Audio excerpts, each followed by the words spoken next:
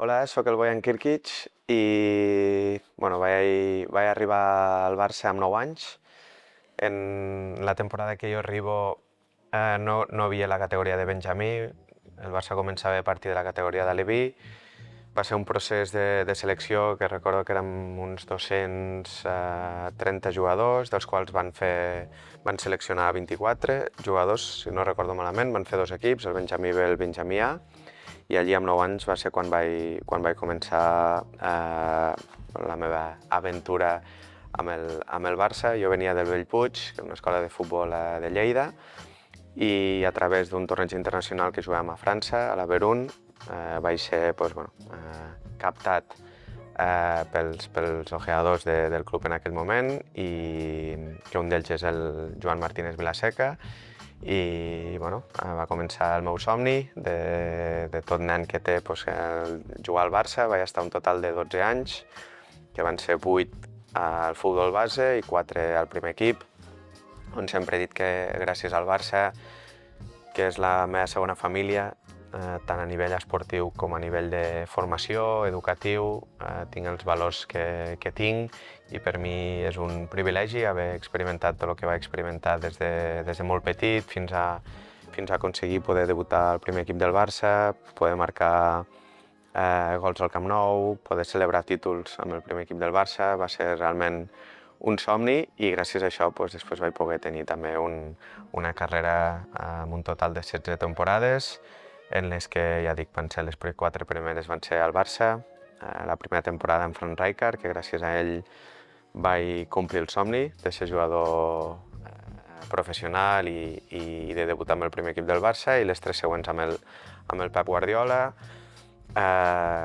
probablement amb el millor entrenador de la història del futbol, així que La meva pregunta és: quin va ser el meu primer gol oficial amb el primer equip del Barça? Hola, sóc l'Andrea Orlandi, exjugador professional de futbol, que vaig passar per les canteres de l'Espanyol, l'Adam, l'Alavés, i que vaig tenir la sort de jugar al Barça B durant 2 temporades, i encara més sort de debutar amb el primer equip, en un partit de Lliga a Sant Mamés contra l'Atlètic de Bilbao, i de jugar amb el Bojan Kirkic, que m'acompanyarà al podcast d'avui.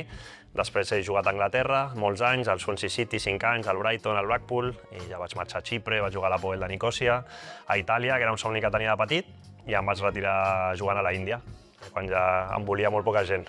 Espero que us agradi el podcast. M'agradaria preguntar-vos quants gols creieu que va marcar el Bojan Kirkic des del gener a final de temporada amb el Barça B, a la seva temporada del debut. ¿Y qué sentiste cuando vas a entrenar que te sube Reisa con toda esta gente tan importante allí?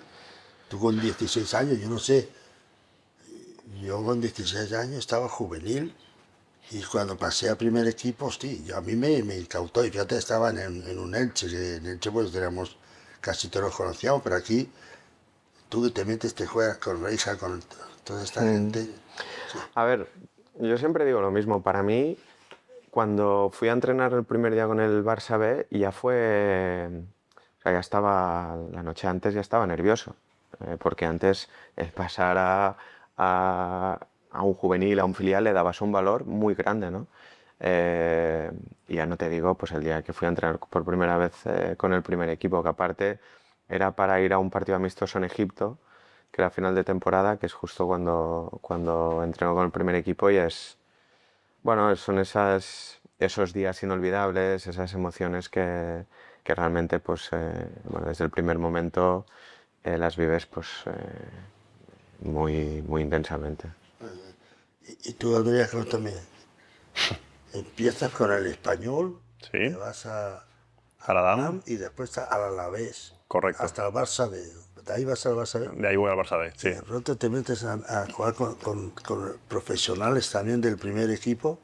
Esto que yo sé, hasta tan jóvenes, y ya esta Bueno, yo ya tenía 20 marcha que años. tenéis. Yo ya tenía 20 años. Lo de Bojan es Sí. lo que no es normal, ¿no? Porque también hay mucha diferencia entre los jugadores. Sí. Pero bueno, pues me acuerdo que estando en el Alavés, yo vengo a Barcelona con un compañero mío y hago el tour del Camp Nou con ese compañero y ahí te enseñaban el vestuario visitante solo, o sea, pago la entrada, voy al museo, me hago el tour, el vestuario visitante, y a los 2 meses estaba cambiándome en el vestuario local porque me habían subido a entrenar con el primer equipo y le envié las fotos a mi compañero y dice, ya que no lo pudiste ver en el tour, te lo enseño yo con el teléfono, pero para que veas cómo es la vida, que en ningún momento en ese momento cuando yo hice el tour pensaba que iba a estar en el Barcelona y mucho menos que iba a poder entrenar con el primer equipo, así que nada, muchísima emoción lo que ha contado Bojan y nervios.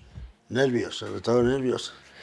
Sí, yo sí. A la edad que, bueno, tú ya eres más mayorcito, con los años 20 añitos ya...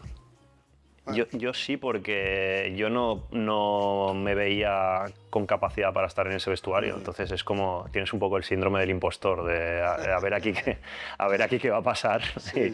E intentas hacerlo lo mejor posible y molestar lo menos posible también. Exacto, ¿Sabes? en eso sí que estoy de acuerdo, que llegas a un sitio y te quitas a un sitio, un apartadito ahí para no molestar, que no te llame la atención. Ese era mi objetivo cuando me subí al primer equipo, era intentar pasar, no desapercibido, pero casi. Sí. Voy a ti, te llegan a comparar con Messi, por meter en el partido que debuta metes gol y dice, ya tenemos al nuevo Messi aquí. ¿Cómo gestionas tú con esa edad que ya te digan, joder, es demasiado, ¿no? O sea... Es muy difícil el poder gestionar un poco lo que son las comparativas o lo que son las etiquetas que a uno le ponen. Sí que es verdad que esto ha existido, existe y va a existir siempre, ¿no? El siempre intentar buscar el nuevo Messi, el nuevo Iniesta, el nuevo...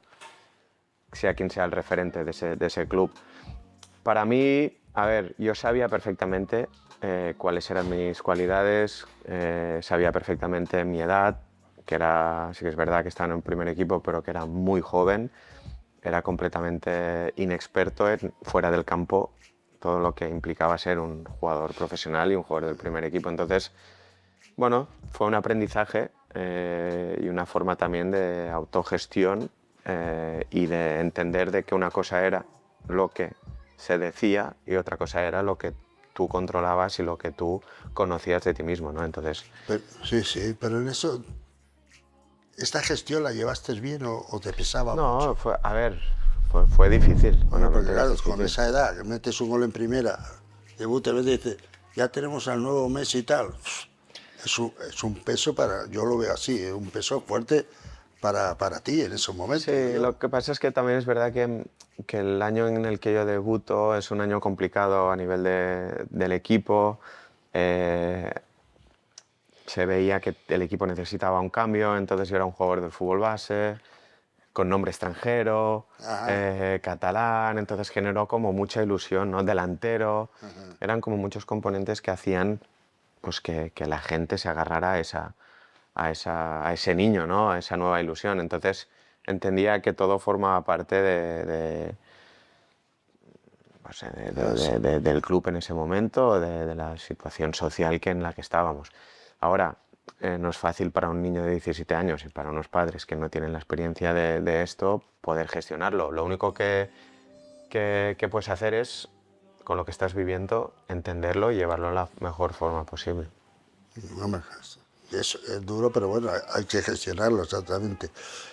Y tú debutas en primera. Cuéntame, ese día que te escondías también en un rincón y no pasabas desapercibido. Cuéntame, ¿cómo sientes con el debut? Es que yo al Barcelona le tengo una posición que es como, no sé, llegar al máximo y si fracaso o defrauda es un palo gordo, ¿no? Bueno, Y el debut, cuando debutas en primer equipo, una cosa pasa por las categorías inferiores y tal, más o menos bien, pero cuando ya tocas la puerta de arriba y te la abren y debutas...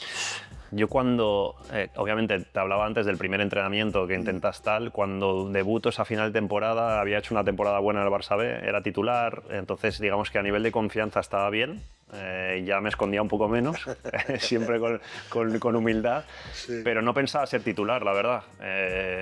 Yo estábamos merendando, siempre lo cuento, en un hotel en Bilbao y un compañero mío del filial me pica así la pierna y me dice, Orlandi, ¿juegas? Y digo, venga, va. Dice, sí, me dice, lateral izquierdo. Digo, sí, venga, va. Digo, ¿te estás riendo de mí? Dice, mira, y me giro y veo a Rijkaard apuntando los nombres y me veo yo de lateral izquierdo. Y ahí se me da el estómago, se me cierra por completo y casi pues lo que estaba comiendo lo devuelvo. Y digo, hostia, y justo estaba Samuel Eto'o sentado en mi mesa, que me nota un cierto nerviosismo, y entonces me empieza a hablar y me dice, ¿qué pasa, nene? Y digo, bueno, no, nada. Me dice, ¿qué pasa? ¿Nunca has jugado de lateral? Le digo, no, la verdad que no. Y dice, tranquilo, tú pásamela a mí y ya está. Y le digo, vale, gracias, Samuel. Pues su manera de tranquilizarme, y yo nada, pues ya me fui mentalizando a lo que se podía venir, pues un partido en San Mamés, a ver a quién me toca marcar. Y ahí sí que pensé, ostras, mejor que estés listo porque tus amigos van a ver el partido, tú sabes lo que significa el Barcelona, eres de Barcelona, y la repercusión que puede tener un partido bueno o malo con el Barça. Vas en la catedral, que tampoco debutas en un... La Catedral y un Atleti 4-4-2 que juegan Llorente y Urzaiz arriba. Me tocó marcar a Iraola, que no era un extremo puro, pero tenía calidad. Y a Javier Clemente, que era el entrenador del Atleti, me acuerdo que cada vez que yo sacaba de banda, le decía a Iraola, encárale al chaval, dice que no ves que está cagado. Le decía para que yo lo escuchara. El novato, ¿no? El novato está Para que yo lo escuchara. Pero eso a mí me motivaba. La verdad que una vez que entré en el partido me tranquilicé. Porque el calentamiento, yo tenía una cosa que en el calentamiento ya veía si iba a tener más o menos mejor o peor día y dije, venga, va, me traigo, los pies están. Sí. Al menos el toque está. Lo demás lo defenderemos. Yo no sé, a mí también me ocurría que hasta que no estaba en el vestuario y se reconoció, ostras, el partido de fulano de tal, me toca este, pero cuando sales a calentar y tocas el césped, ya te cambia a mí. A mí me cambiaba el ánimo, me digo, bueno, pues ya estoy aquí, hay que tirar para adelante. ¿Pero tú sabías si ibas a tener un buen día o un mal día, o podías intuirlo? Yo sí que intuía, era si me encontraba bien o mal. Vale, bueno, pero ya si te encuentras bien dices, venga, va, hoy... Sí, a mí me pasaba eso, sí. Salías y digo, bueno, este campo me gusta, no me gusta, y cuando ibas a un campo bueno te gustaba. Claro. Tú tienes un proceso que me lo tienes que explicar. Tú renuncias a la Eurocopa de 2009 por ansiedad, con 2008. 17 años, nen. 2008. Explícame, eso, ostras, con 17 años, ansiedad, ¿qué te pasó? Cuéntame. Bueno, a ver, a mí me cambió la vida, lógicamente, muy rápido. Por eso, ¿cómo lo gestionas eso con 17 tacos? Una Eurocopa que dice, hostia, que no es un partido que te coge y dice, bueno, hoy me encuentro mal o lo que sea, no voy. Pero una Eurocopa es una cosa importante. Sí, pero no es un tema de renunciar, de decir voy o no voy. Era un tema de no poder. O sea, si hubiera sido por poder decidir, hubiera ido, evidentemente. Pero para mí fue el primer año en el Barça. Pasé a ser un niño que nadie conocía, a ser un personaje público, entonces para mí supuso un impacto emocional importante, y a final de temporada realmente llegué muy limitado, y el hecho de afrontar una Eurocopa con una selección, con todo lo que conlleva, no estaba... ya te digo, no es que no quise, es que no pude. Entonces lo hablé con el seleccionador, lo hablé con la federación y es lo que pasó. La Eurocopa del 2008, no del 2009. 2008, sí. 2008. Y ahora digo, ¿qué se siente cuando entrenas con esta gente, con Messi, con Ronaldinho, con Eto'o y con Henry? ¿Qué piensas? Y Henry me han dicho que hubo un papel muy importante contigo. ¿Te apoyó? ¿En qué caso? Cuéntame, ¿cómo te apoyó? A ver, un poco lo que decía Andrea antes. Yo me acuerdo el primer día que llegué en el vestuario que me senté en la taquilla que me dijeron que me tenía que sentar. Tenía sed, había una botella de agua, no sé, como de aquí a ahí, y no me levanté a coger agua. Dije, de aquí no me muevo. Entonces, por delante me iban pasando estos jugadores que llegaban a entrenar: Ronaldinho, Henry, Iniesta, Puyol. Ya decía, ¿dónde estoy? Es que me sentía que Digo, no puede ser.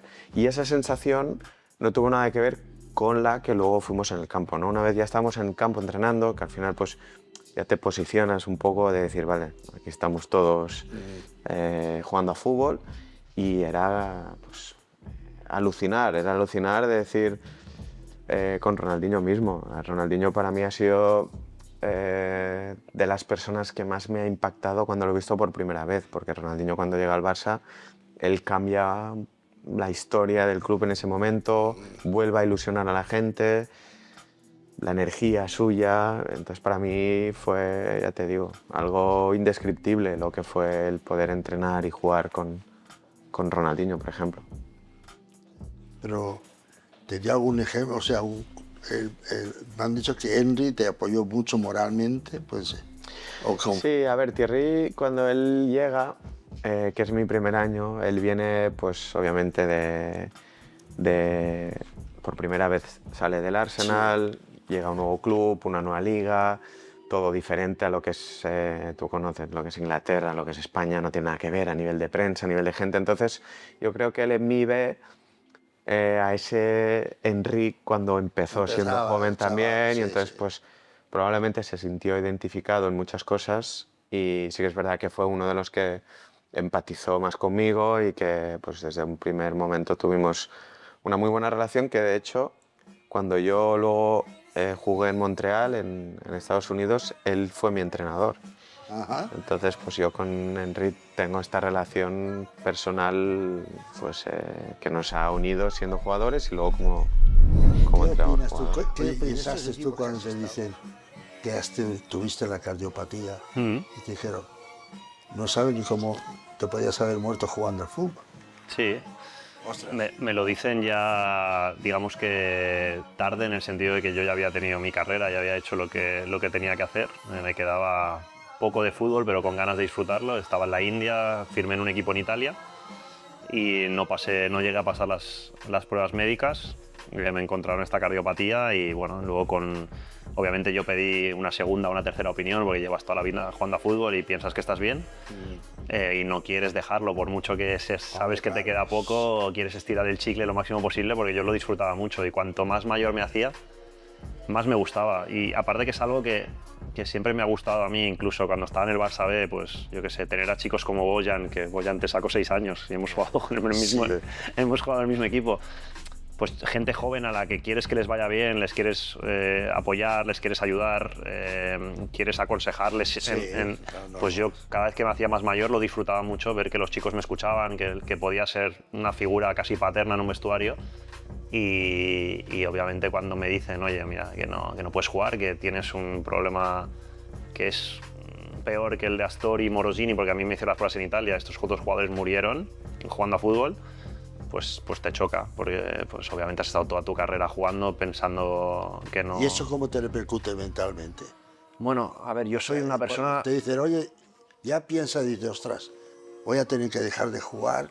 Como mentalmente eso es un palo muy gordo. Sí, es un palo gordo, pero yo soy una persona positiva. Entonces en el momento estaba mi mujer conmigo, lloramos los dos. Y por estábamos en Roma, porque me hice las pruebas en Roma, nos fuimos al Vaticano a dar una vuelta. Yo me volví a la ciudad del equipo donde había firmado y mi mujer se volvía a Barcelona. Y a mí la sensación de vacío me entró cuando me fui a buscar las cosas al vestuario. Que me dieron una bolsa de basura y recogí mis botas, mis espinilleras, tal, di 2 vueltas al vestuario como no quería irme y cerré la puerta y ahí fue cuando me entró un vacío, como decir, vale, ya está, esto ya no se abre más y tu carrera está aquí, está en una bolsa de basura, ¿no? Que es un poquito apocalíptico, pero fue... Y sí que es verdad que luego me puse enseguida a hacer cosas porque quería... Seguir mente controlado. Quería estar... En el fútbol. Quería estar bien, quería sentirme útil, no quería quedarme en el sofá meses sin hacer nada, entonces... Y para olvidarme. Y a mí el bajón me entró a los 2 años. 2 años. A los 2 años de la retirada tuve un bajón que ya sí que necesité un poco de ayuda psicológica y porque te empiezas a sentir mal, empiezas a ver que haces cosas que normalmente no haces y dices, uy, cuidado. Aquí esto no lo he digerido, hay un nudo, tengo que deshacerlo, tengo que trabajar y no lo he hecho porque me he puesto enseguida a hacer muchas cosas sin pensar en que, oye, necesitas tu tiempo de es un luto al final dejar el fútbol, tú lo sabes. Un luto, pero gordo. Claro, es gordo. Y más en esta manera, ¿no? Sí. ¿Cuándo fue? ¿Cuántos años tenía? No, yo te digo que ya me pilló mayor, o sea, me quedaba poco, o sea, que yo había tenido suerte de... Sí. Yo, por ejemplo, ahora hablo con mucha gente joven que le pasa de joven y tiene un problema cardíaco y yo qué sé, pues amigos me dicen, oye, puedes hablar con ellos. Y obviamente no es la misma situación porque tienen toda su carrera por delante, yo mi carrera ya la había hecho. Pero igualmente sigue siendo chocante, ¿no? Porque al final primero descubres que tienes un problema de salud, que obviamente te va a condicionar el resto de tu vida. Segundo, sabes que has tenido mucha suerte, entonces ya depende cómo te lo tomes. O te lo tomas por el lado negativo o te lo tomas por el lado positivo. Oye, estoy aquí, estoy bien y tengo una larga vida por delante. Y luego, pues, que no vas a volver a entrar en un vestuario, que pues lo que sabes, los entrenamientos, incluso el sufrimiento detrás del fútbol, que también lo echo de menos. Yo sigo echándolo de menos, yo todos los días. Yo también, Claro. soy mayor que tú. Sí. O sea, que sí, ya han pasado tiempo y es que el fútbol es como un veneno, es una droga que la quieres dejar y no puedes. Claro. No voy a ver el partido y tal, pero te pones y lo ves y No, y eso sin duda. Y yo, ¿qué pasa? Yo, por ejemplo, pues no puedo jugar pachangas con mis amigos por mi problema, no puedo jugar con los veteranos. O sea, lo que te dijeron eso no has tocado. No he hecho nada y luego yo hace 2 años tuve un episodio, tuve un paro cardíaco.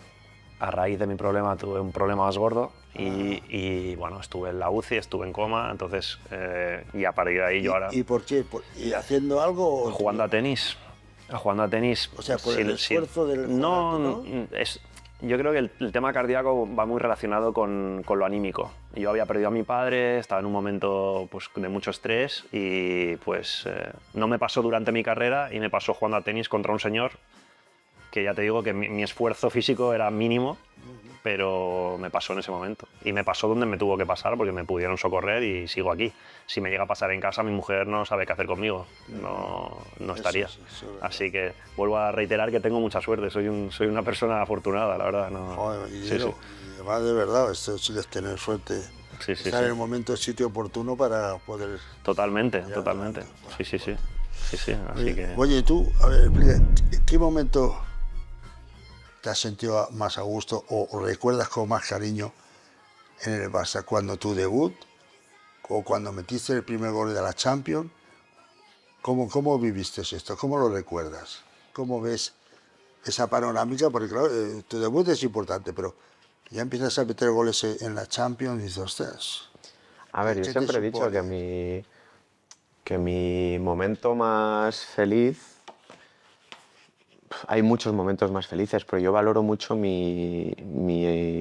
cuando era jugador del fútbol base, ¿no? O sea, todo el proceso formativo, todas las etapas que yo iba quemando, cada vez que yo me iba acercando, ¿no?, al primer equipo sin que eso fuera un objetivo real, porque al final eso queda muy lejos y no depende siempre de uno mismo.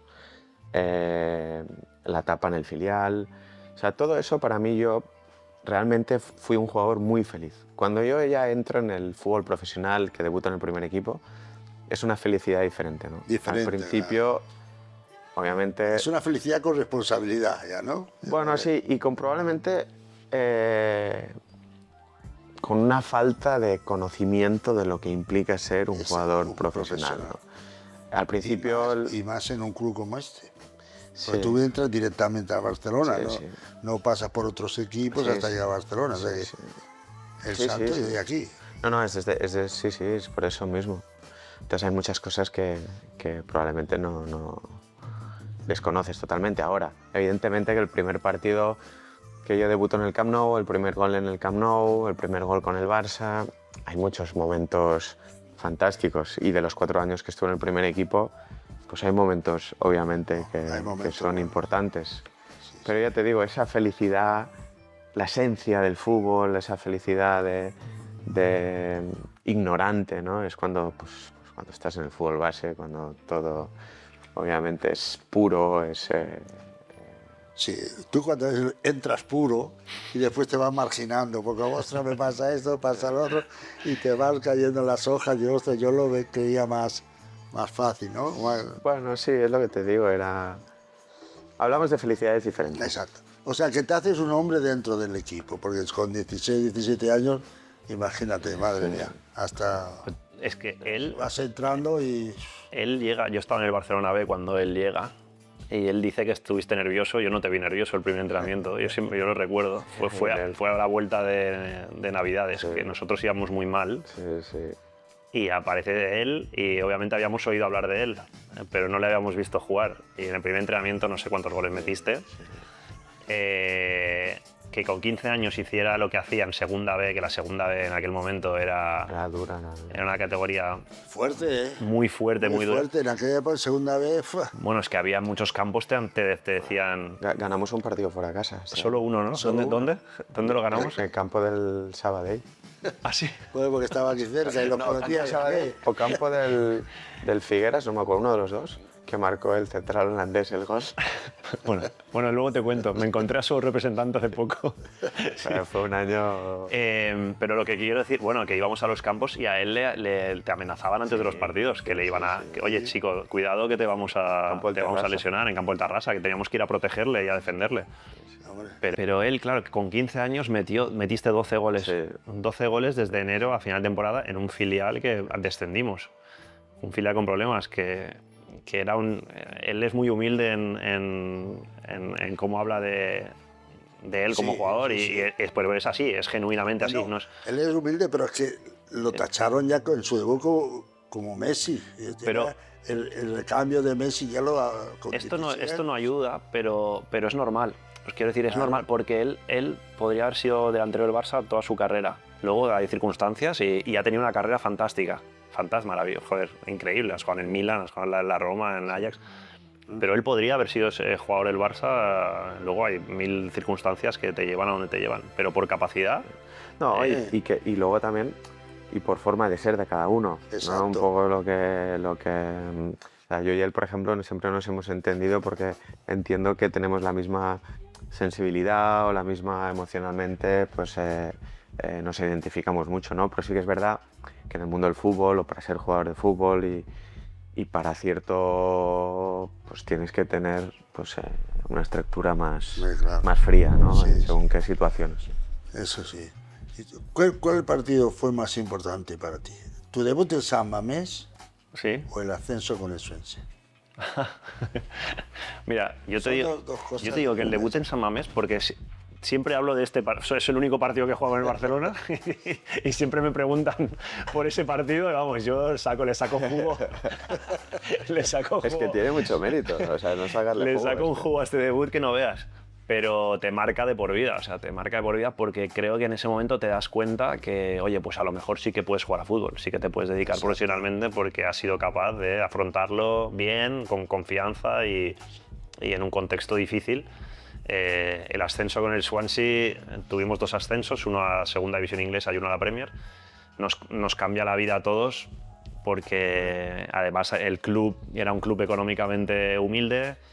A principio de temporada el presidente casi nos dice, oye, tenéis que ascender sí o sí, cuando no éramos un equipo equipado para el ascenso. Sí. Había mucha presión y jugamos la final de playoff en Wembley. En aquel entonces subir eran 100 millones de libras, ahora ya están casi en 200 y pico. Pero bueno, que prácticamente construimos lo que hoy es el Swansea.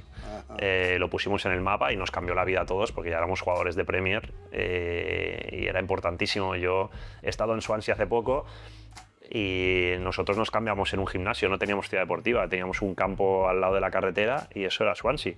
Y ahora tienen 2 ciudades deportivas y cuando vas a ver la ciudad deportiva, me acuerdo que el entrenador me dice, bueno, tú has pagado esto. Claro. Y le digo, bueno, ya, no lo disfruté, pero te hace ilusión porque has formado parte de algo histórico que ha ayudado al club a crecer y a engrandecerse, ¿no? Bueno, pero que te dice, ahora tienen 2 ciudades deportivas. 2 ciudades deportivas. No teníamos nada. De hecho, nos lavábamos la ropa nosotros. Ajá. Que la gente de hecho, los jugadores venían y se iban. Pues cuando queríamos fichar a un jugador un poco más... veía dónde entrenábamos y decía, yo aquí no me quedo. Imagínate con lo que era el Swansea y bueno, pues formar parte de eso a mí siempre me ha gustado también, estar en un sitio, oye, pues a lo mejor no somos los favoritos, pero lo vamos a pelear y el fútbol tiene estas cosas, ¿no? Sí. Que al final hace justicia, lo que haces en el campo es... Oye, el trabajo y compañerismo, que También influye mucho en la clase Creo de mucho compañeros que tienes. creo mucho en eso. Sí, sí. Y obviamente cuando haces equipo y consigues generar esas sinergias, pues pasan cosas mágicas y lo de Swansea pues fue inesperado. Y llegamos a la Premier y bueno, fue un hito. Y hace conseguirlo en Wembley todavía más. Wembley, Sí, sí. es mítico. Oye, tú con tan pequeño, a ver, ganas la Champions 2009, ¿qué sientes? ¿Qué momento se te queda grabado de esa época, de ese partido, o de la consecución de ese título? Porque yo no he ganado ninguna Champions, he estado 11 temporadas seguidas en el primer equipo, he ganado una Recopa. La primera título de europeo del club lo ganamos en Basilea, y hay momentos que se te quedan grabados en un día tan importante, ¿no? Y fíjate que a mí no se me quedó grabado, bueno, se me ha quedado grabado del partido y todo, pero a mí se me quedó grabado el momento que nosotros, cuando llegamos al vestuario, todos los jugadores, que vamos a ver el césped cómo está, si está duro, está alto, lo que sea. Y cuando salimos, 4 o 5 compañeros, todo el estadio se levantó con banderas catalanas del Barça, o sea, nos quedamos impresionados diciendo, ostras, ¿qué ha pasado aquí? Que han venido todo Barcelona a vernos y tal, todo lleno de catalanes, y ese momento siempre y lo hablamos con los compañeros que hemos ido a Basilea, y siempre se nos queda ese momento de decir, "Buah". Además lo dijimos, si no ganamos hoy no volvemos a Barcelona. Es que estaba todo lleno, todo pulé, todo un momento extraordinario, ¿no? Y yo digo, eso fue la Recopa, y yo me quedé en semifinales de Copa de Europa. ¿Cómo sería ganar una Copa de Europa? Tú que ganaste, explícamelo, porque me quedé con la mina en los labios, o sea que... A ver, yo formaba parte del grupo que consiguió esa segunda Champions en Roma. Todo ese año fue espectacular, porque yo recuerdo que la primera jornada de Liga la perdimos en Numancia, la segunda jornada de Liga empatamos contra el Racing en casa, y a partir de ahí creo que la tercera jornada fue en Campo Sporting de Gijón, que ahí ya empezamos a ganar y a golear, y tú veías que ese equipo estaba construyendo algo importante, y claro, desde mi posición, que yo tenía 18 años, jugador joven de ese equipo, y veías que estaba el míster con sus charlas, que te decía lo que iba a pasar y pasaba, ibas a cualquier campo y ganabas, y decías, esto va a pasar algo grande. Entonces creo que el primer título fue la Copa del Rey en Mestalla contra el Athletic Bilbao, luego ganamos la Liga y luego fuimos si no recuerdo mal, y luego se ganó la Champions en Roma. Entonces, claro, tú veías que ese equipo estaba dominando contra cualquier equipo, se estaba consiguiendo realmente hacer historia, y era algo muy bonito de vivirlo desde dentro.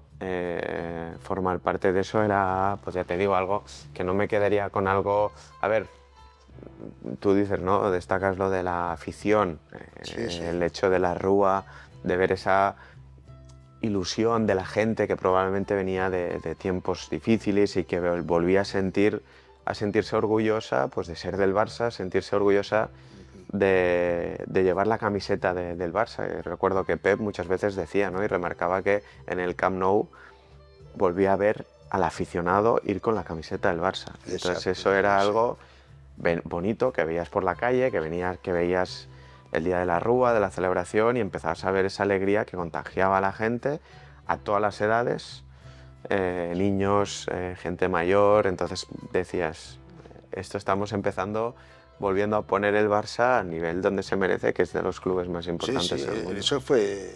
¿Tú te acuerdas de la final de la Recopa? ¿Del partido? Sí, claro. ¿Te acuerdas? Sí, sí, hombre. Sí. Bueno. Jugamos contra la Inter de Frankfurt. ¿Y te acuerdas de acciones del partido? Sí, mira, yo meto el primer gol, jugada de Carrasco por la banda izquierda, Sí. que se meta horizontalmente por el área, chuta y el portero se le escapa y yo la meto. Después mete Sánchez, una arrancada, y nos vamos con un empate a 2 a la prórroga. Ostras. Además, en esa jugada, en ese partido, al Baladejo, lateral izquierdo, se rompen los ligamentos. Entra de la Cruz. Y después el tercer partido lo mete Sí que se acuerda, ¿eh? El tercer gol lo mete Charlie Reixac, que antes había fallado. Pero de cabeza seguro que no, ¿no? No, de cabeza no. A mí me dijo Quique Costas, que era el peor jugador rematando de cabeza que había visto después de Charlie Reixac, me dijo.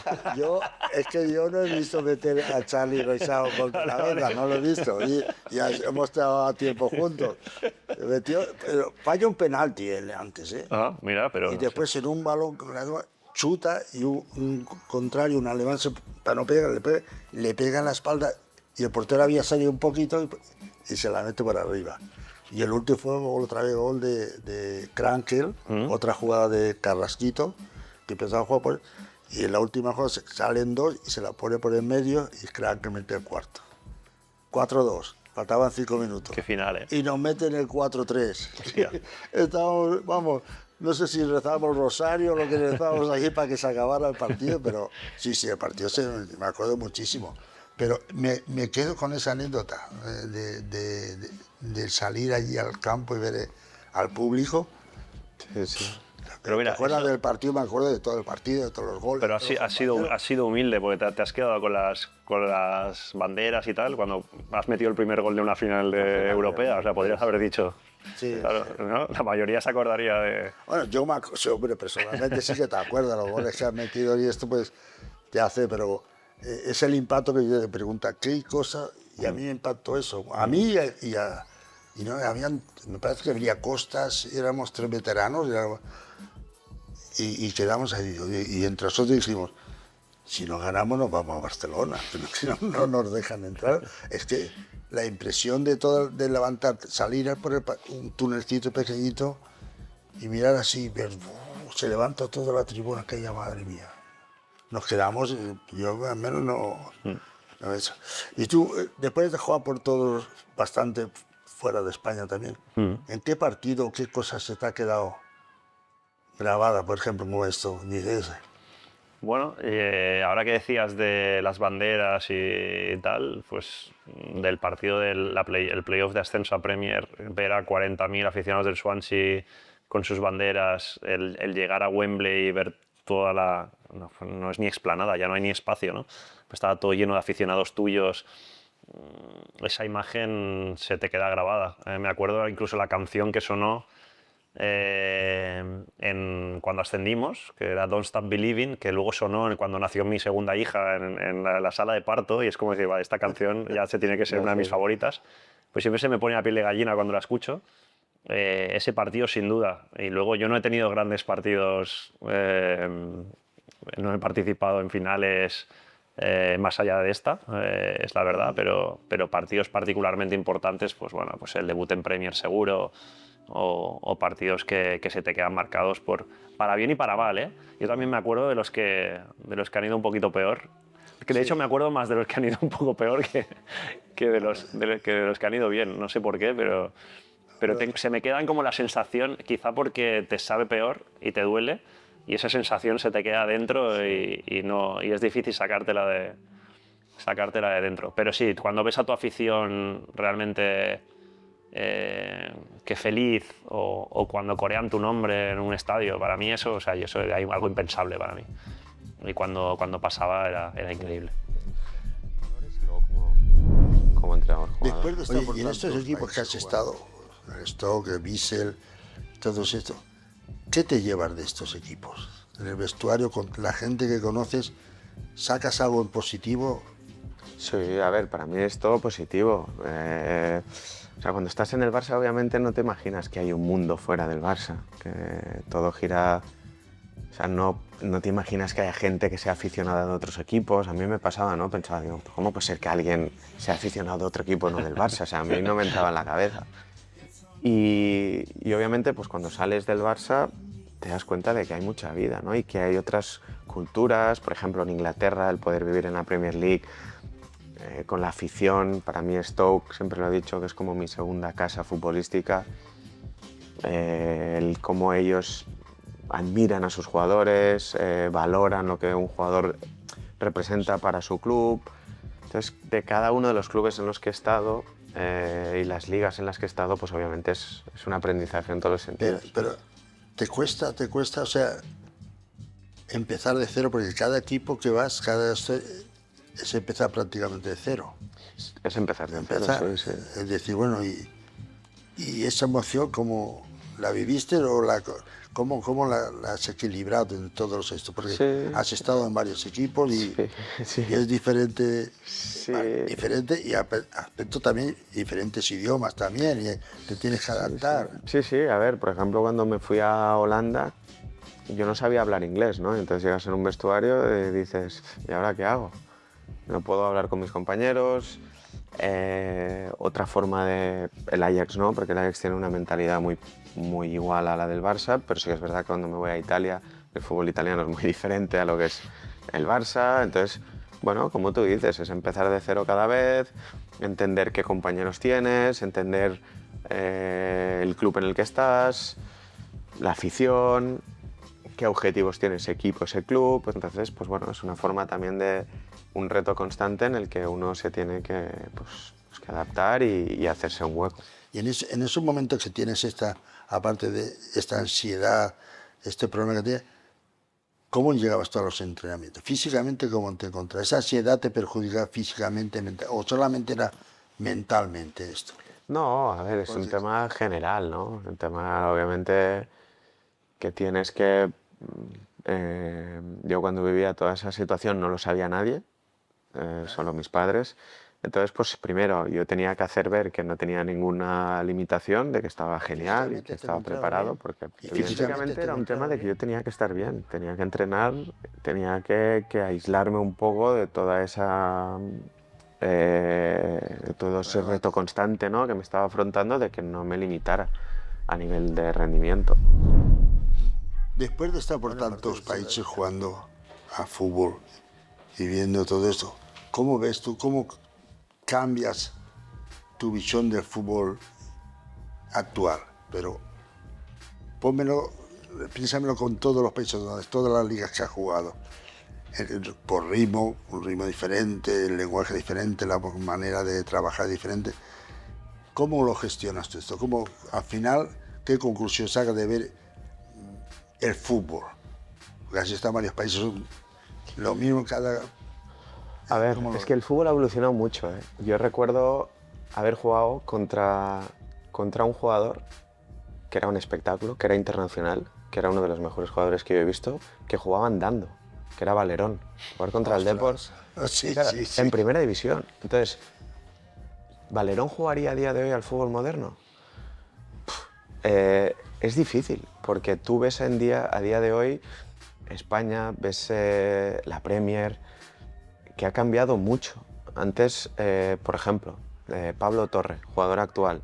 Pablo Torre, en la época esta que te digo, hace 20 años atrás, estoy convencido que Pablo Torre hubiera sido un jugador muy importante a nivel de selección, a nivel de clubes importantes en España seguramente. Entonces, con esto quiero decir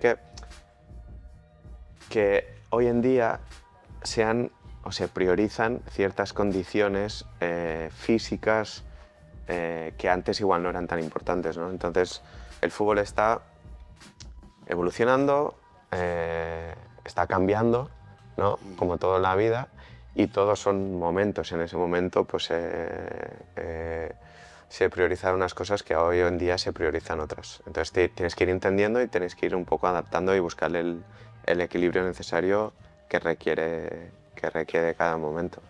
Y tú, entonces, ¿cómo razonas tú también el cambio de Bueno, épocas, también de sitio, de tren, igual que él? Tú has estado diferente, sí, empezar de un sitio, meterte a otro. Eso, a ver, ¿cómo te diría yo? ¿Hay aprendizaje o lo que tú has aprendido, ya no en Barcelona, en otro equipo, ese aprendizaje lo metes en otro equipo que vas, o tienes que cambiarte, hacer otra vez con este? te tienes que adaptar. Adaptar a lo que tienes ahí. Te tienes que a lo adaptar, nuevo. sí, es fundamental, pero al final a ti te fichan por lo que traes, por lo que eres y de dónde vienes. A mí el Swansea cuando me ficha porque vengo del Barcelona y porque Roberto Martínez, que es el actual seleccionador portugués, Roberto fue mi entrenador, fue el que me ficha, quiere cambiar la filosofía del club y entonces ficha jugadores españoles, jugadores holandeses, y coge a un equipo que jugaba 4-4-2 fútbol directo y lo reorganiza en un 4-3-3, nos pone a nosotros ahí y básicamente es, oye, ayudadme a educar no solo a los compañeros, sino a los aficionados y jugando de forma diferente intentaremos ser exitosos porque no podemos pagar a jugadores grandes y caros, sino que lo vamos a hacer a través del fútbol. Entonces, ya te digo, te adaptas, pero también traes tu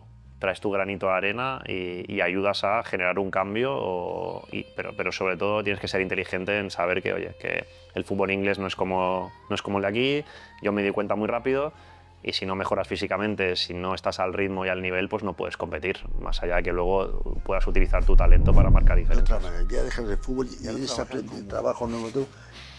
¿Aprendes, enseñas a alguien con estas cosas tuyas que has vivido o no? Sí, la verdad que, ¿No? la verdad que a mí me gusta. Es que después cuando dejamos un poco el fútbol y esto, entramos en una fase de decir, enseño, trabajo. A ver, yo enseñar, yo humildemente no enseño a nadie, Sí. pero el que quiera aceptar un consejo se lo doy encantado. Es más, yo explico lo que yo he vivido, lo que a mí me ha ido bien y dónde me he equivocado. Y siempre hay paralelismos. Luego hay situaciones, cuando tú ves a los jóvenes, están en situaciones en las que tú has estado, por las que tú has pasado, y tú sabes dónde te has equivocado, lo que te ha funcionado, lo que no. Y el mensaje tiene que ser coherente y desde la tranquilidad explicarles lo que tú has vivido y dónde te has equivocado para poder ayudarles. ¿Tus fallos en tu carrera te han ido buenos para tu nueva etapa? Sí, ¿Sí? sí, yo me he equivocado mucho y a mí me ha faltado apoyo. A mí me ha faltado apoyo muchas veces, buen consejo, por lo que no puede faltar mi apoyo para un chico joven cuando lo necesita. Eso, vamos, lo tengo clarísimo. Y creo que es fundamental. Creo que es fundamental porque un empujón, una caricia no iba a decir un bofetón, no, porque aquí no, pero decir las cosas como son cuando toca, pues oye, yo creo que te puede ayudar mucho en tu carrera futbolística. Decir verdades, yo creo que eso es fundamental, ser honesto. Tú ahora estás en una posición de trabajo bastante importante dentro del club al lado de Deco. ¿Qué rol tienes tú con Deco de cara al club? A ver, es importante porque mucha gente, nos vemos en el palco y hablamos y siempre me digo, oye, ¿y Boyan qué importancia está ahí? Digo, Boyan está con Deco, yo siempre os sé a Deco y a ti porque nos vemos en el palco y hablamos esto. Y la gente, ostras, quiere saber, mucha gente no sabe el rol que tienes tú ahí con... Explícalo un poquito con él, Amro. A ver, yo realmente hace 3 años que dejé de jugar a fútbol, no tiene nada que ver la percepción que tienes del mundo del fútbol de cuando eres jugador a cuando formas parte de otro ámbito, sea cual sea. Entonces, yo la verdad, la suerte que tengo es que desde el primer momento que llego al club, que hace 3 años, estar con Deco a mí me ha ayudado mucho y me está ayudando mucho porque es un director deportivo que es de fútbol, hablamos el mismo idioma, o sea, nos entendemos muy bien a nivel de concepto, a nivel de jugadores y entonces para mí pues es lo que te digo, es un aprendizaje lo que estoy haciendo el día a día y luego pues un poco pues al final hay mucho que hacer en lo que es la dinámica de primer equipo, de filial, de fútbol base, es entender muy bien el jugador que tú tienes, qué se puede mejorar y que aquí entran muchos factores y luego pues estar muy coordinado pues con lo que es fútbol base, lo que es staff de primer equipo, staff de filial, dirección deportiva de fútbol base, dirección deportiva de primer equipo. Entonces pues es un poco pues, acompañar a los jugadores, ayudar en lo que sea necesario y hacer pues... Dentro de tu aprendizaje como profesional, ¿qué es lo que puedes transmitir tú ahora en tu trabajo nuevo? Empatizar sobre todo, empatizar con el jugador y con el cuerpo técnico. Cuando el jugador pues, está pasando por malos momentos, ya sea lesiones, ya sea que no cuentan con él, ya sea que hay dudas por lo que sea, o al contrario, o que está ganando, que está renovando su contrato. Entonces, siempre hay emociones que si tú las compartes con alguien que las ha vivido, con alguien que sabes que te puede entender, pues es más fácil, ¿no? El poder formar parte de este proceso. ¿Qué objetivos tenéis en el mundo del fútbol, del deporte? No, es una buena pregunta. Pero es una cosa, yo ahora estoy en casa muchas veces y muchas veces me voy a mi mujer me mira y me dice, ¿qué vas a ver? Me fumo un purito, yo fumo purito, y me voy a la terracita y ahí pienso, digo, ostras, cuando yo jugaba yo haría esto, yo haría lo otro, ya vas recordando. Y vosotros ahora, ¿qué pensáis? ¿Qué le diríais a la gente esta? O sea, ¿qué objetivos tengo yo a nivel... sueños tienes? ¿Qué Sí. sueños tengo? Bueno, yo la verdad, te he dicho Más antes... allá del fútbol, también meter el fútbol, pero también otros sueños, digo, me gustaría hacer esto, Yo- meterme aquí o hacer lo otro. Antes era bastante así, era muy de tengo sueños, tengo tal. Ahora vivo más el día a día. Después de lo que me ha pasado, le doy mucho valor a todo lo que me está pasando. Y, y siempre hay una frase de un profesor que decía, ten siempre lista una botella de cava para celebrar las pequeñas cosas y los pequeños logros. Y es verdad, yo ahora, si mi hija saca buena nota, lo celebramos. Si cualquier tontería, un cumpleaños, celébralo. Porque hay que celebrarlo, que siempre os he celebrado, pero nunca les he dado la importancia que le estoy dando ahora a cumplir años.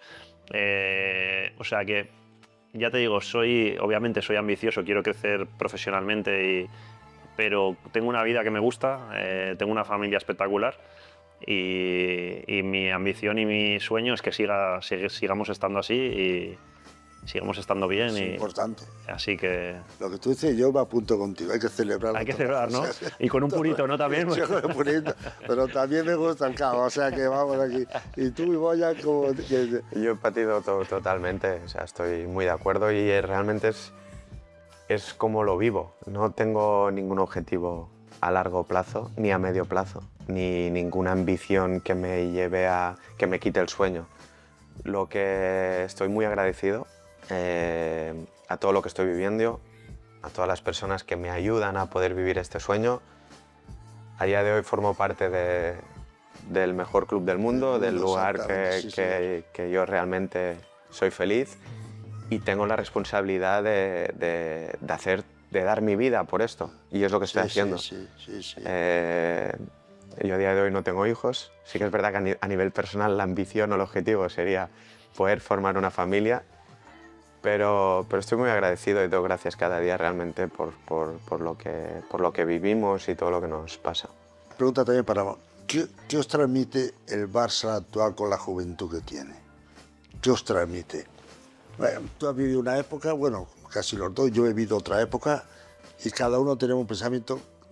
Cuando ves ahora a los chavales jugar y esto, te metes tú dentro, piensas tú si estarías a la altura de ellos o cómo.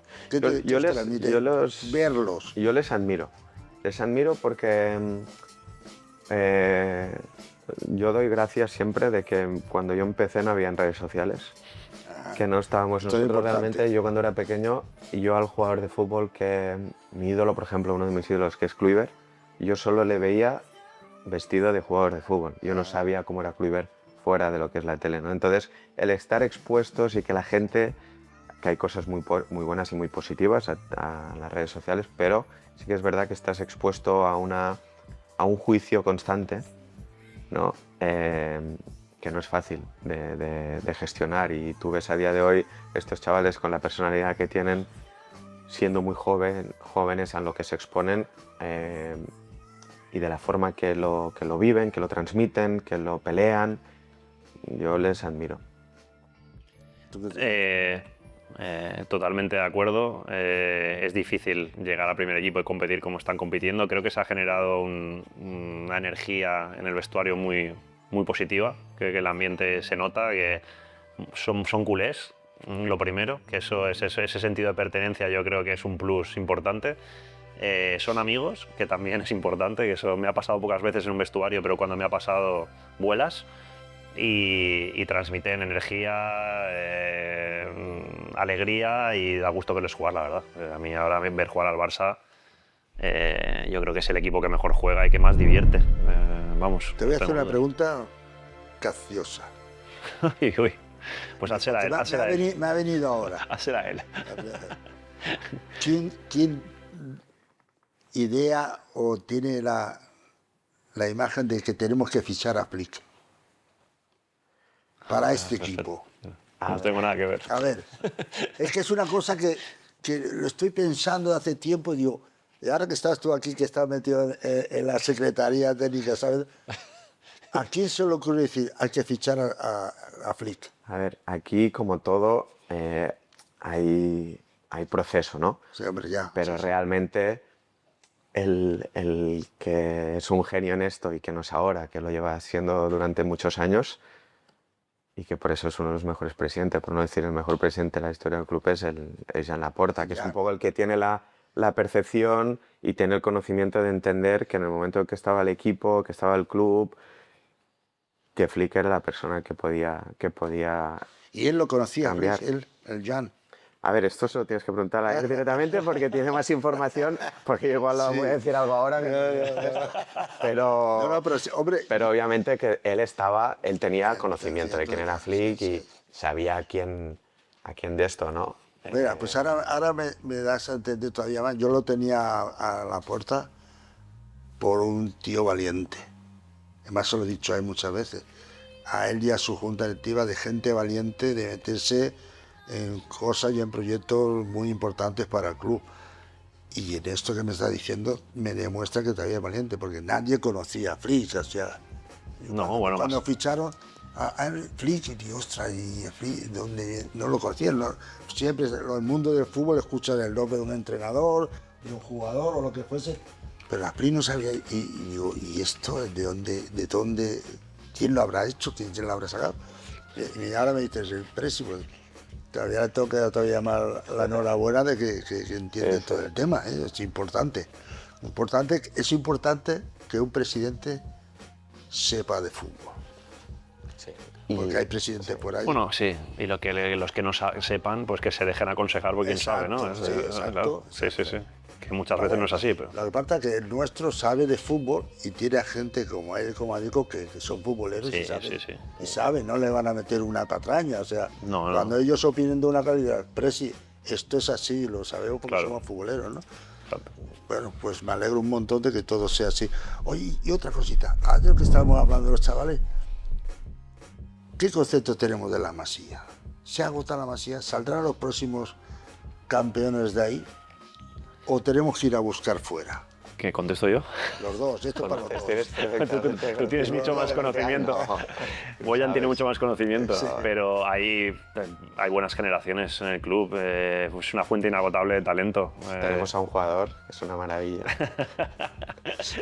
No podemos En decir breve nada. no puedo decir, pero en breve lo veremos. En breve lo veremos. No, hay mucho talento. Yo creo que la gente puede estar tranquila, se trabaja bien. La figura de Boyan aquí tiene mucha importancia y no sé, es que salen de bajo las piedras. Yo no sé dónde lo sacan, pero hay muchísimo jugador muy bueno y capacitado para algún día llegar al primer equipo. No te preocupes.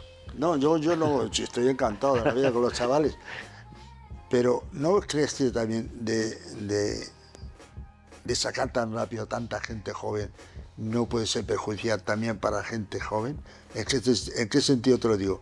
Ahora tenemos una cantidad de chavales jóvenes muy buenos, jugando en el primer equipo, e internacionales, que estos que vienen ahora, que quieren entrar, no pueden entrar, porque son buenos, pero tienen delante a chavales jóvenes también, porque dicen, bueno, es que fulano ya es mayor y entonces pues entra. Pero claro, son chavales jóvenes, y digo, ¿qué vas a hacer? Esto es Ahí es mejor donde tener este trabajar a problema, nosotros. es mejor tener este problema Sí, verdad, de eso sí. decir cómo No gestionamos esto, pues ya lo gestionaremos, que no decir que ya no tenemos más jugadores, ¿no? No es el caso. Sí que es verdad que el fútbol, como decíamos antes, ha evolucionado mucho. O sea, Pues sí. hace 20 años no era común que un jugador joven debutar al primer equipo. Incluso en el filial tenías gente, la edad media era mayor. Entonces todo esto ha evolucionado. Bueno, ¿tú cuánto jugaste en el filial? ¿Qué edad tenías? 20 y 21 años, sí, sí. Claro. Y tú con 16 estabas en primera. Sí, sí, pero que en esa época no Hay un cambio era, muchas ¿no? veces, ¿eh? O sea, en esa época la gente que con 18, 19 años conseguía récords de máximo goleador, primer goleador, tal cual. Claro, ahora que en breves, con 15 años, ya van a estar... Porque esto, hay algún jugador que con 15 años ha debutado, no sé si en la Premier, el chico, Sí, el chico del Arsenal. Sí, debutó con Sí, 20 sí, sí. años, Entonces, claro, ¿verdad? esto ya se le está dando un valor importante al jugador joven, que es verdad que es muy temprano, sí, pero los tiempos hoy en día son así, los chavales están preparados y ahí entra la gestión de cada club en cómo... Yo creo que por un lado es lo que has dicho tú, pero por otro es una motivación para el joven de que aquí en el Barcelona hay oportunidades y que es verdad que lo que no tiene que generarte es una presión extra de que si no llegas con 17 años... Que... Sí, pero es que los jóvenes somos... A ver, en mi época éramos ambiciosos y teníamos rápido, pero es que ahora los veo yo con más ambición por esto, porque he visto que mi compañero de equipo a los 17 años debutó en el primer equipo. Estoy en juveniles y tal, en la Masía, y este ha llegado. Y yo quiero llegar. Claro. Yo ya tengo la edad y quiero llegar. Entonces, si ve que no tiene posibilidad de entrar, porque hay chaval mejor, ya se le ocurre la idea de, pues que me marcho. Bueno, aquí Me marcho. Y esto hay que saber. hay que gestionar expectativas, cada uno tiene su camino. Unos llegan antes, otros después. Hay posiciones en las que es más complicado llegar, delantero. Sí, sí. O sea, lo que hizo Boyan es muy difícil, Sí. y más cuando lo hizo. Bueno, pero lo bueno es que se dan oportunidades a los jóvenes y los jóvenes lo saben, ¿no? Bueno, y esto de... ¿Ha cambiado mucho el fútbol de antiguo a nosotros? De nuestro a esto. ¿Ha cambiado tanto el fútbol? El VAR, decirme algo del VAR. El VAR, porque yo es que me pongo de los nervios. O no lo explican bien los árbitros esto del VAR, por ejemplo, el tipo de manos, el tipo de esto. Bueno, con las manos yo me he rendido. Yo me he rendido. Y con el VAR yo era pro VAR y ahora me gusta menos. Me va gustando menos cómo se utiliza. Sigo pensando que hay menos injusticias, pero tiene que agilizarse el proceso, tiene que cambiarse un poquito todo. Está cambiando el fútbol porque el jugador se aprovecha, porque echa la ley, echa la trampa, entonces el jugador a la que hay contacto se tira, se queda 5 minutos en el suelo, las faltitas estas que te tocan la cara y te tiras al suelo, esto es... Y eso no está sancionado. No, entonces aquí hay que entrar... Claro, tiene que haber gente de fútbol en el arbitraje también, que ese es el problema, que los árbitros no han jugado a fútbol y... Pero no será nunca. No será nunca. Yo me acuerdo, yo esa pregunta se la hice hace tiempo, cuando dejé... ¿Por qué un jugador de fútbol no puede ser árbitro? Y es por la simpatía del jugador.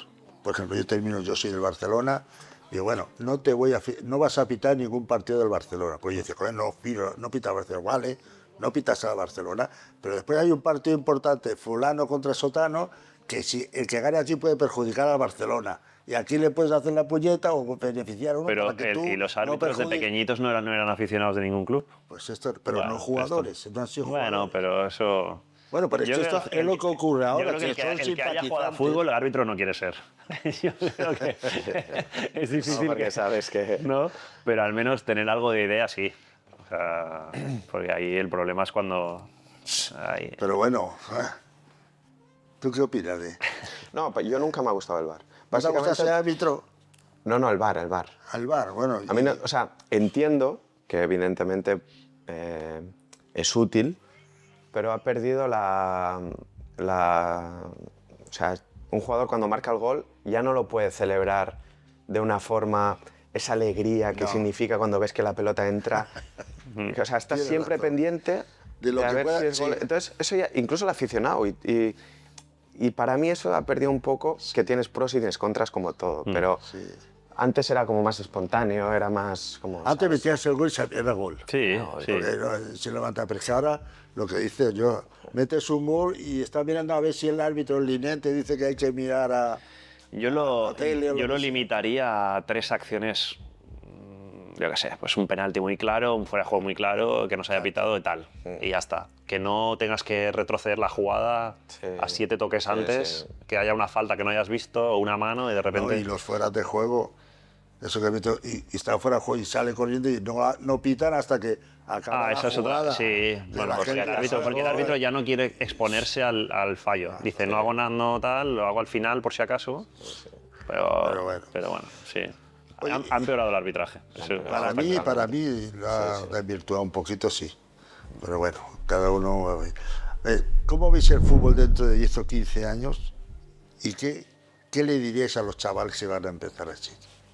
Dentro de 15 años, como lo veis, pensad los chavales que tenemos jóvenes, ya son veteranos. ¿Qué le diréis a los nuevos? A ver, yo no sé cómo lo veo. Yo lo que me gustaría es que se mantuviera la esencia del fútbol y del jugador, que no se hiciera, no sé cómo decirlo para que no suene mal, sino que la gente siga yendo a los estadios para que su equipo gane, que el jugador disfrute jugando a fútbol, que no se llegue al punto que sea tan negocio todo que se pierda la ilusión incluso de los propios niños, ¿no? Que incluso lo que los niños dentro de 15 años sigan soñando con ser jugadores de fútbol, sigan soñando con poder jugar con grandes equipos, poder ganar títulos, o sea, que no se pierda esta ilusión por lo que es este deporte. Yo creo que todo es cíclico. Ahora es verdad que estamos yendo a un punto de máxima información a nivel nutricional, atlético. El fútbol es muy físico, pero que ojalá se vuelva a respetar el talento. Yo soy italiano de origen, tenemos un problema en el fútbol en Italia grande, tres mundiales sin clasificar. Eso sí, eso es un problema. Hay muy poco talento en el fútbol italiano, pero yo siempre digo, las madres italianas siguen dando a luz a los Francesco Totti, a los Roberto Baggio, A los Dino Zoff. a los Dino Zoff, a Gianfranco Zola. ¿Dónde están? Están perdidos en categorías inferiores porque el fútbol italiano pues lo que prevalece es el físico, el correr, pero no se le da valor a la pelota. Y al final esto se juega con una pelota y hasta que se juegue con una pelota, Ostras. el talento va a marcar la diferencia. Entonces, ¿qué necesitamos? ¿Qué necesita el fútbol? Que la selección española gane torneos internacionales, que el Barça gane las Champions, títulos. ¿Por qué? Sí. Porque se va a imitar ese modelo de juego. Si el que gana es el que más corre y qué tal, pues todo el mundo va a ir a buscar eso. Entonces, El Barça ya ha impuesto un ritmo, una etiqueta. bueno, el Barça La, es la de posición de la pelota esta que he tocado. Estos somos los pioneros nosotros. Total, Esto es lo que total. sacamos de hace años. Esto ya Johan ya lo trajo y de ahí se ha ido mejorando. Y ahora yo bueno, cuando empezamos a jugar así, yo estaba viendo en el campo y digo, ostras, vaya manera de jugar al fútbol. Digo, aquí no nos ganan. Y resulta que ahora todos los equipos se están copiando lo que está de Barcelona. Claro, pero lo copian mal. Lo copian mal. Lo copian mal. Y luego otra cosa para mí que es el entrenamiento. El entrenamiento es muy esquemático, muy analítico. Limitante. Limitante. Entonces al jugador lo limitas constantemente en tareas. Y el jugador, yo creo que muchos no se divierten cuando van a entrenar. Y no nos olvidemos que esto es un juego y que al final tú al final te lo quieres pasar un poco bien también, ¿no? A pesar de que sea tu trabajo. Entonces, bueno, yo creo que al final esto es cíclico y volveremos a la esencia. La última pregunta. ¿Cómo veis? Hay demasiados partidos, ligas, títulos y etcétera, y competiciones actualmente para el futbolista. Sí. Sí, se ha inventado muchos torneos nuevos. Es verdad, sí, esto hay que hacer una reflexión entre todos porque precisamente queremos que en 15 años la gente siga ilusionando y que el jugador tenga ganas de jugar. Y eso, para que el jugador lo podamos ver en su más alto nivel, hay que encontrar un equilibrio de también darle ese espacio de Ese recuperación, respiro también, ¿no? ese respiro, ese un poco, porque si no, cada vez hay más competiciones, cada vez es más difícil poder parar. Sí, sí. Yo opino igual, pero yo opino todavía que para los chavales jóvenes esto, muchos dicen, no, es que son jóvenes y pueden jugar. Digo, es que peor, es que el chaval joven, para mí, todavía no tiene su cuerpo desarrollado al 100%. La musculatura no es la misma, los huesos tampoco. y ves a un chaval joven que se te rompe una pierna, o por ejemplo ahora lo de Fermín, se ha roto un quinto metatarsiano, que sí. yo me lo fracturé haciendo la mili. Cuando vine aquí, me acuerdo, me metieron un palo, dicen, de narices. Que decían que había fichado o lesionado, y me rompí una semana antes de venir. Ostras. Pues ahora, Fermín. Estos chavales, yo creo que como juegan tanto, tienen tanto material, el hueso todavía no está. No, Vamos, seguro, pienso yo, seguro. porque tiene una lesión, es un esto y esto, digo, no es normal, ¿no? Esa información la tendremos también dentro de un Claro. tiempo, ¿no? El impacto que tienen jugadores jóvenes jugar tantas competiciones tan pronto. Pero sí, yo estoy de acuerdo con él.